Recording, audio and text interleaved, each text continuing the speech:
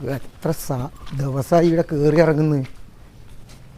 രാഘവട്ടാ, വാടക എന്തായി? എത്ര നാളായി ഞാനിവിടെ കയറി ഇറങ്ങി നടക്കുന്നത്. നിങ്ങളോട് ഞാൻ അന്നേ പറഞ്ഞിട്ട് വാടക പെൻഡിങ് ആക്കാൻ പാടില്ലാന്ന്. 2 മാസത്തെ വാടക എനിക്ക് കിട്ടാനില്ലത്. ഞാനത് ഇന്ന് കിട്ടിയിട്ടേ പോകൂലോ.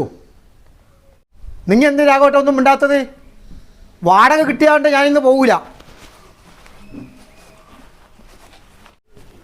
വാടക കിട്ടാണ്ട് ഇന്ന് ഞാൻ പോകൂല. അല്ല, തരണ്ടാന്ന് വിചാരിച്ചിട്ടല്ല, എൻ്റെ കയ്യിലില്ലാത്തതുകൊണ്ടാണ്. ഉണ്ടെങ്കിൽ ഞാൻ അപ്പാട് തരലില്ല എല്ലാ മാസവും. ഇപ്പം എൻ്റെ മോൻ ആശുപത്രിയിലായി, ഓന് പണിയുമില്ല, എല്ലാം കൂടെ ബുദ്ധിമുട്ടായതുകൊണ്ടാണ്. ഞാൻ എത്രയും പെട്ടെന്ന് തന്നെ ഞാൻ ഒപ്പിച്ചിട്ട് തരും. ഒന്ന് ക്ഷമിക്ക്. അതൊന്നും എനക്കറിയണ്ട. 2000 റുപ്യ എനിക്ക് തരാനുണ്ട്. മാസം 1000 റുപ്യ വാടകയില്ലിനി. നിങ്ങൾ ആയതുകൊണ്ട് 1000 റുപ്യക്ക് ഇത്രയും വലിയ വീട് തന്നത് ഞാൻ. 1000 റുപ്യക്ക് ഇങ്ങനത്തെ ഒരു വീട് നിങ്ങൾക്ക് ഏടിയും കിട്ടൂല. അതുകൊണ്ട് ആ 2000 റുപ്യ ഇന്ന് തന്നെ എനിക്ക് വേണം. അത് കിട്ടാണ്ട് ഞാൻ പോകൂല. എന്തൊരു കഷ്ടം എൻ്റെ ദൈവേ, എന്തെന്നാ ഇപ്പം ഞാൻ ചെയ്യുക?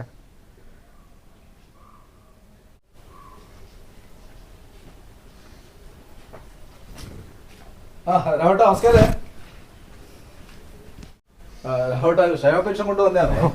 അപ്പോൾ കഴിഞ്ഞ മാസത്തെ 1600 ഈ മാസത്തെ 2000, 1600 400 കൂട്ടർ ആ 2000 അതും കൊണ്ടാ വന്നിട്ടുണ്ട്. 3600 രൂപ. വലിയ സന്തോഷം. ഇപ്പൊ എല്ലാരും കൊടുക്കുന്നുണ്ട് ഈ സമയത്ത്. അതെ, കഷ്ടപ്പെടുമ്പോ കിട്ടുമ്പോ വല്ലാത്തൊരു ആനന്ദ.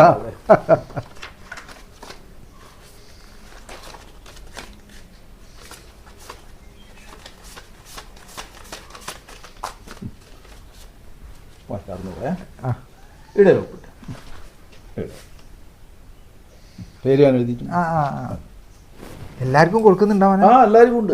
2 മാസം എല്ലാവർക്കും ഉണ്ട്. ശരിയാണല്ലേ?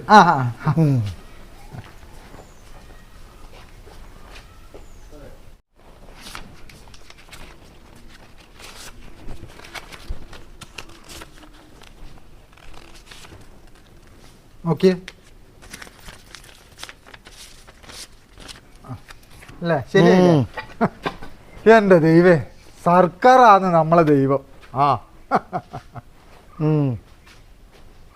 ഇതാ പറയുന്നു, സർക്കാരേ ഉണ്ടാവുള്ളൂ പാവപ്പെട്ടവരെ സഹായിക്കാൻ. നമ്മളെ സർക്കാർ